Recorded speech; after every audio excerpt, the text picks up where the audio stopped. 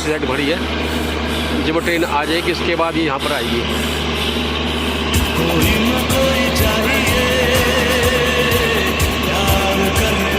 ये जो फ्लैट्स दिखाई दे रहे हैं ये